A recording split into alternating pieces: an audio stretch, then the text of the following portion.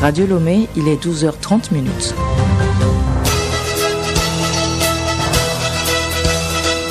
Le journal Yasmine Adoko.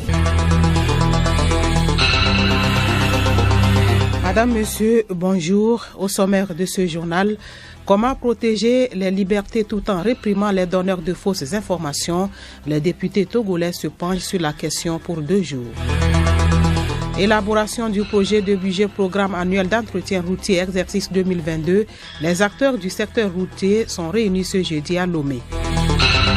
Soudan, malgré la répression sanglante hier, les manifestants sont à nouveau dans la rue ce jeudi. Les forces de sécurité tentaient de les disperser et de dégager les barricades. Et puis sport football, la première édition du trophée des champions aura lieu dimanche à Palimé. Le champion de la D1, Asco de Kara, sera face au vainqueur de la D2, Kakadre de Doufelgou. Le secrétaire général de la FTF précisera dans ce journal les objectifs de cette coupe.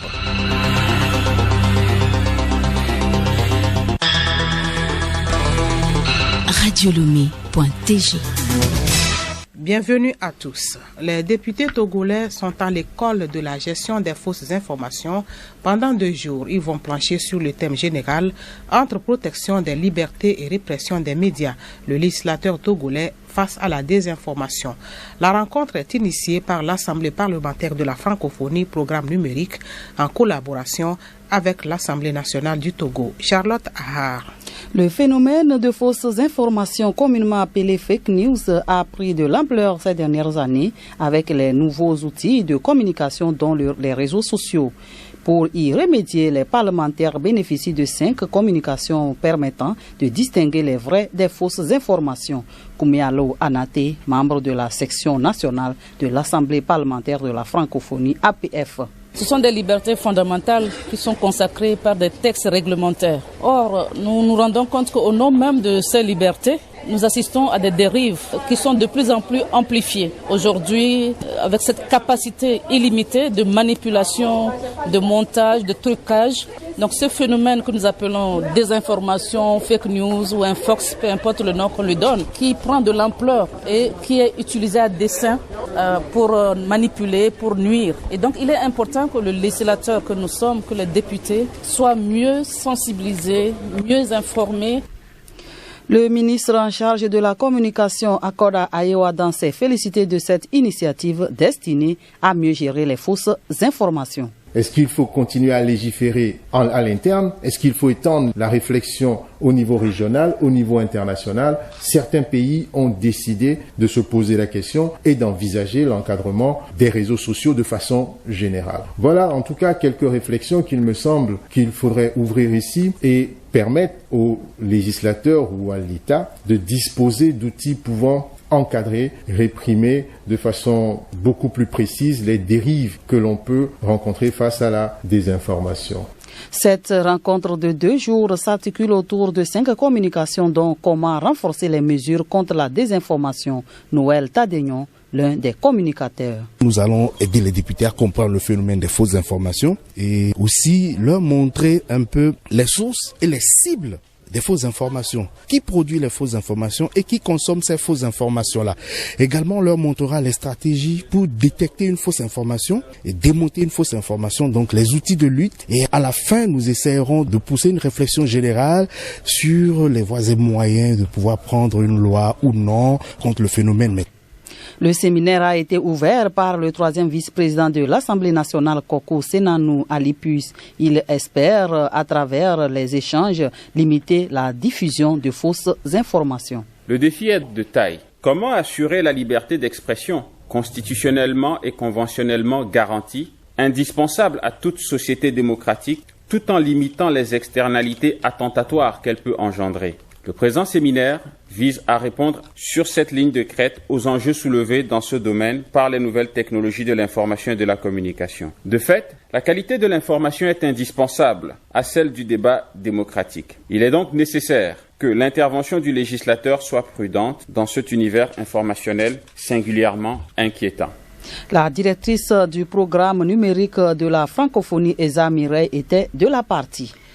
Éviter les accidents et incendies dans la zone portuaire de Lomé, c'est le combat du gouvernement togolais. Une campagne de sensibilisation a été lancée ce matin à Lomé dans ce cadre à l'endroit de tous les acteurs de l'économie maritime. Abirilem. Les domaines maritimes et portuaires recouvrent d'importants enjeux en matière de sécurité et de sûreté maritime et portuaire. D'où cette rencontre qui vise à amener les différents acteurs à disposer de mesures de prévention mais aussi de techniques de riposte en cas d'incendie. Soneya Kabichada, secrétaire général du port autonome de Lomé.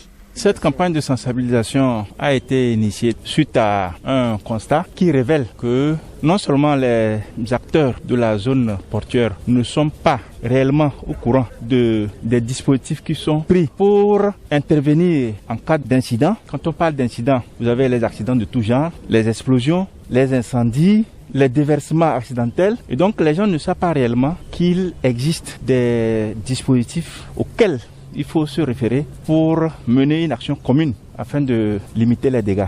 Il y a des mesures à prendre au niveau de chaque acteur, mais comme le risque zéro n'existe pas, il faut quand même mettre en place un certain nombre de dispositifs, des outils qui seront utilisés lorsqu'il y a survenance de ces incidents.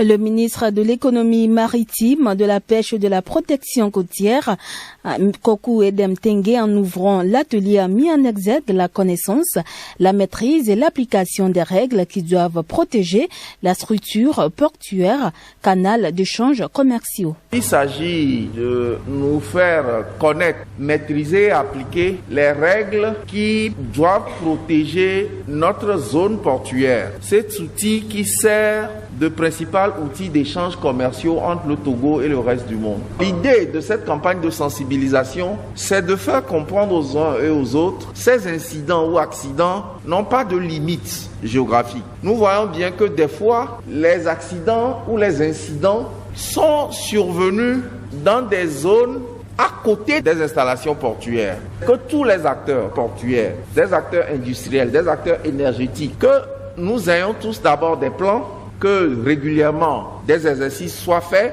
sur ces plans, que ces plans soient revus et approuvés et que ces plans soient coordonnés dans un ensemble cohérent dans la zone portuaire.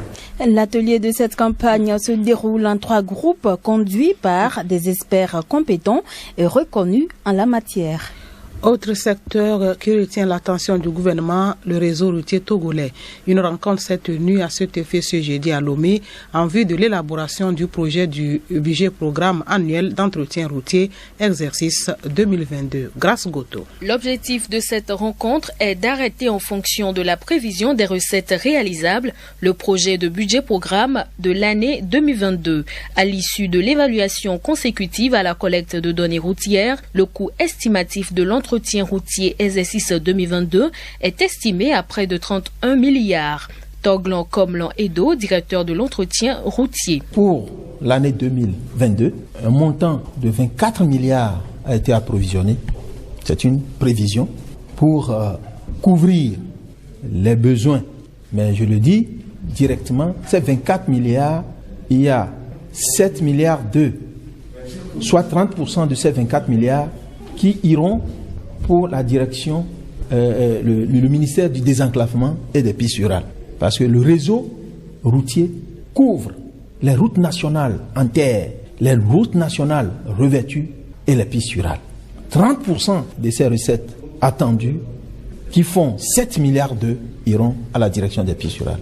Il restera 16 milliards pour nous permettre de faire l'entretien du réseau routier national. Ces 16 milliards vont nous permettre tant soit peu de couvrir une partie des besoins. Parce que les besoins sont estimés à 30 milliards. Présidant la rencontre, la ministre des Travaux publics a saisi cette occasion pour inviter les acteurs et partenaires à faire preuve de responsabilité. La ministre Zoureyatsu Kassa Traoré. Pour mener à bien l'entretien du réseau routier national, je voudrais exhorter tous les partenaires et acteurs impliqués dans le processus de gestion de l'entretien routier à prendre un nouvel élan qui doit se caractériser désormais par une transparence dans le processus d'abord de passation des marchés publics sans perdre de vue les paramètres de qualité, de coût, de délai dans l'exécution des travaux. Loin de douter de la longue expérience dans ce domaine par ces partenaires-là, je voudrais leur demander de redoubler d'efforts et de vigilance pour mériter la confiance que le gouvernement place en nous. La SAFER, quant à elle, conformément à son agenda, devra redoubler d'ardeur pour assurer le financement de l'entretien routier national. Il est attendu de la Société autonome de financement de l'entretien routier SAFER du Togo un montant de 32 milliards de francs CFA qui sera attribué aux travaux d'entretien des routes nationales, au financement des œuvres sociales au profit des populations et autres. Écoutez Radio Lomé sur le web sur le www.radiolomé.tg. Le ministère de l'Action sociale, de la protection de la femme et de l'alphabétisation a procédé ce jeudi à Lomé à la distribution de vivres et de non-vivres aux populations victimes des récentes inondations. C'est un don du chef de l'État à travers le dit ministère et qui concerne cette fois les quartiers de Bekota, Idjanawe, Novici à Anoukopé. Madame Folino Tron Dede Sok, épouse Agbo, est directrice régionale de l'Action sociale Lomé Commune.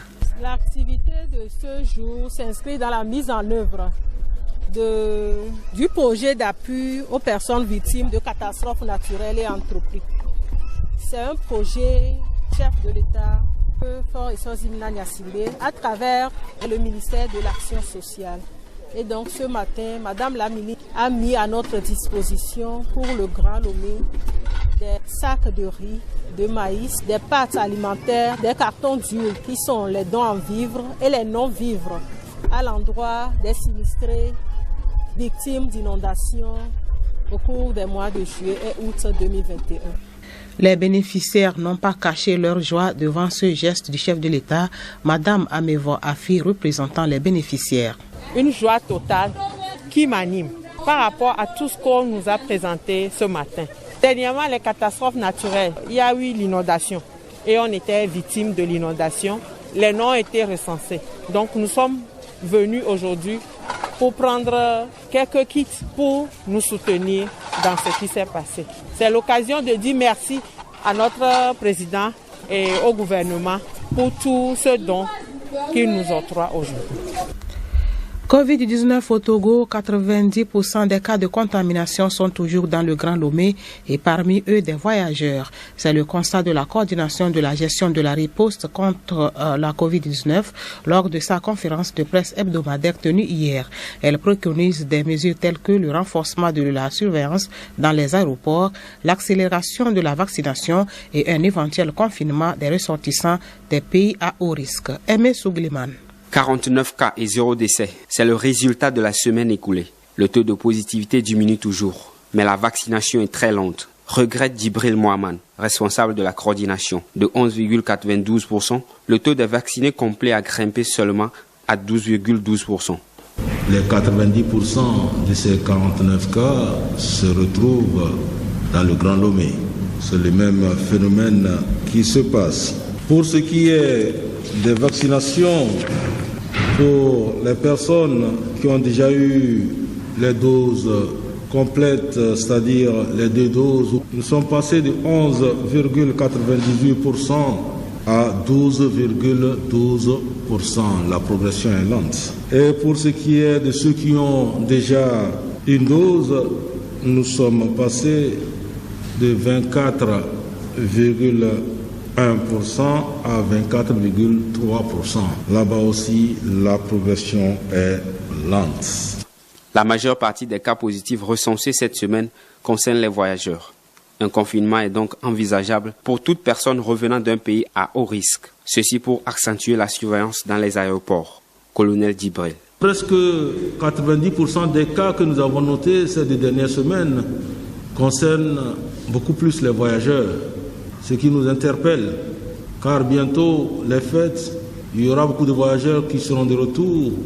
Pour cela, la surveillance est renforcée dans les points d'entrée dans notre pays, notamment à l'aéroport. Suivant l'évolution de la situation internationale, nous étudions la piste d'un confinement des personnes en provenance des pays où il y a beaucoup plus de cas. À ce jour, 12,12% de la population cible ont reçu la dose totale contre 24,3% qui ont reçu une dose. Le respect des mesures barrières est toujours de vigueur. Le journal Yasmine Adoko. Hors du Togo, la 41e réunion du comité des chefs d'état-major de la CEDEAO se tient depuis hier à Abidjan en Côte d'Ivoire. Les hauts gradés de la communauté réfléchissent sur la reconfiguration de l'opération Barkhane et ses possibles conséquences dans la sous-région en proie à des attaques terroristes récurrentes. Juliette Kamdé. Approche collective, opération conjointe, échange de renseignements, les chefs d'état-major de la CEDEAO souhaitent mettre en place rapidement des outils de coopération interétatique pour parer aux menaces terroristes grandissantes, des menaces multiformes, hybrides et transnationales, selon les mots du ministre ivoirien de la Défense, Téné Birahima Ouattara, qui redoute également le retrait progressif des troupes françaises au Sahel. Nous sommes convaincus que les opérations conjointes sont la solution. Nous avons affaire à des groupes armés qui passent d'une frontière à l'autre en fonction des actions menées. Il est évident que pour pouvoir mieux sécuriser nos hommes, il nous faut agir ensemble, a-t-il déclaré.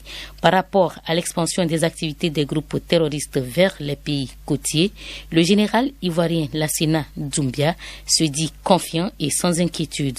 Pourtant, les observateurs craignent que la forêt de la Komoué à la frontière Burkina Faso-Côte d'Ivoire ne facilite les incursions.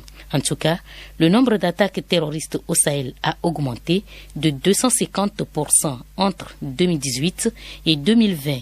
2440 civils et 1000 militaires ont été tués au cours de ces attaques. En 2021, la situation sécuritaire ne s'est pas améliorée. Au Soudan, la mobilisation anti-putsch se poursuit malgré la répression sans merci d'hier. Les forces de l'ordre ont tenté de disperser ce matin des manifestants restés sur leurs barricades en lançant des grenades lacrymogènes. Léontina Togima. Effectivement, les forces de l'ordre déployées de nouveau ce matin tentent de dégager des barricades à Khartoum Nord. Malgré le massacre d'hier, les manifestants ne font que conforter leur slogan, à savoir ni négociation, ni partenariat, ni compromis avec l'armée. Des slogans scandés depuis le 25 octobre dernier dans les rues soudanaises, en dépit des arrestations des militants, des journalistes ou des passants. Après plus de 3 semaines de manifestations, la brutale déconnexion des 45 millions de Soudanais a renforcé la mobilisation. Là où les manifestants étaient des dizaines de milliers le 30 octobre et le 13 novembre, hier, ils se comptaient par des centaines de milliers. Et face à eux, les forces de l'ordre aussi nombreuses. La vice-secrétaire d'État américain pour les affaires africaines a condamné ce matin la violence contre les manifestants pacifiques. Sans transition, passons au magazine agricole. Plusieurs projets, dont le projet élevage et pastoralisme sécurisé en Afrique de l'Ouest, ont été conçus par la CEDEAO pour promouvoir le dialogue pour une mobilité du bétail sans violence dans l'espace SILS. En effet, la pression démographique réduit les couloirs de transhumance et crée des conflits entre éleveurs. Le partage de l'information à travers le dialogue entre les États semble être une des solutions majeures. Odette Pira. L'élevage contribue de plus en plus à la formation du PIB régional à hauteur de plus de 5% et celui du secteur agricole à plus de 25%. Les éleveurs paient de nombreuses taxes. Malgré cette importance économique, la mobilité de l'élevage est confrontée à plusieurs défis, notamment la difficulté d'accès aux ressources entraînant des conflits parfois extrêmement violents. Il s'agit pour les initiateurs du projet de promouvoir l'agropastoralisme dans un climat apaisé tout en cherchant à changer le comportement et la perception des populations des zones côtières. Pour le coordonnateur de Pepizao, il faut que les acteurs se parlent pour trouver des bonnes pratiques liées à la transhumance. Chacun a son expérience dans le cadre donc de la gestion des ressources naturelles, parce que l'enjeu c'est ça, comment arriver à une gestion partagée, consensuelle, une exploitation consensuelle des ressources naturelles. Parce que le contexte actuel est caractérisé par une explosion démographique et une explosion aussi au point de vue humain et animal, ce qui fait qu'il y a une forte pression sur les ressources. Maintenant, et les agriculteurs et les éleveurs ont des ressources qui sont communes, sur la base desquelles chacun utilise pour tirer sa substance essentielle de vie. Il faudrait donc qu'ils se parlent, il faudrait donc qu'ils arrivent à qu'ils dialoguent. La CEDEAO suggère que l'information remonte pour être partagés. Souley Biogoura, représentant de la CEDEAO. On ne peut pas construire une région en laissant prospérer les amalgames. Et c'est pourquoi la CEDEAO, à travers le programme que pilote le SILS, le projet élevage et pastoralisme sécurisé en Afrique de l'Ouest, s'attaque donc à ces questions en promouvant surtout le dialogue. Et qui dit promouvoir le dialogue, il faut disposer d'instruments pour dialoguer. Comment est-ce qu'on dialogue? Il faut des bonnes pratiques, il faut beaucoup d'acteurs et il faut une démarche méthodologique bien consensuelle et bien réfléchie. Et nous nous attaquons donc à cette dimension. À jeudi prochain pour un autre numéro.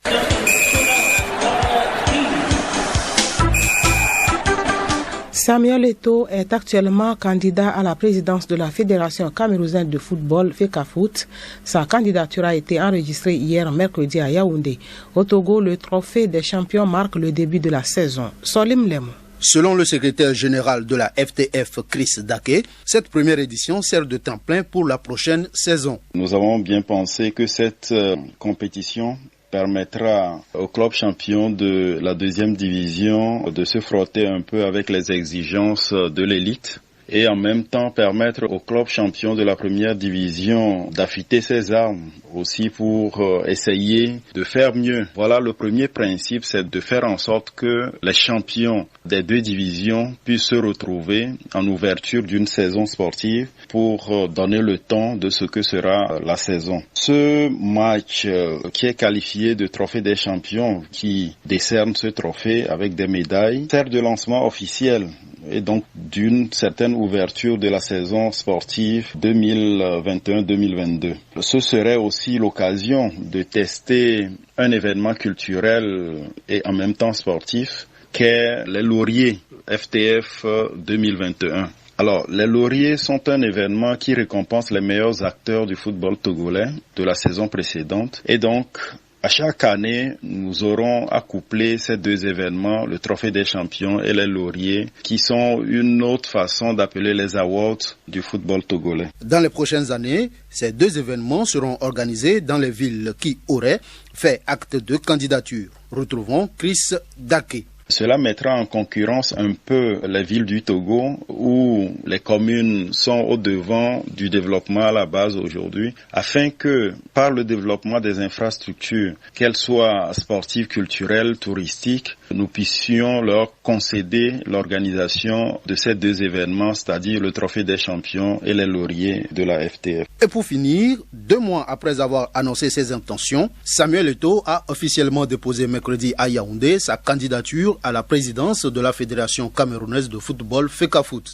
L'ancienne vedette du ballon rond, âgée de 40 ans, a, selon ses dires, été contactée par l'équipe sortante dirigée par Seydou Mbombo Njoya pour lui proposer le poste de vice-président, chose qu'aurait refusé Samuel Eto'o. « Je serai président malgré toutes les tricheries », a conclu l'ancien attaquant du FC Barcelone. Pour rappel, l'élection du nouveau président est prévue pour le mois de décembre dans un contexte particulier puisque le Cameroun accueillera la phase finale de la Coupe d'Afrique des Nations du 9 janvier au 7 février 2022. Cette édition s'achève. Merci de l'avoir suivi. Bon après-midi à toutes et à tous.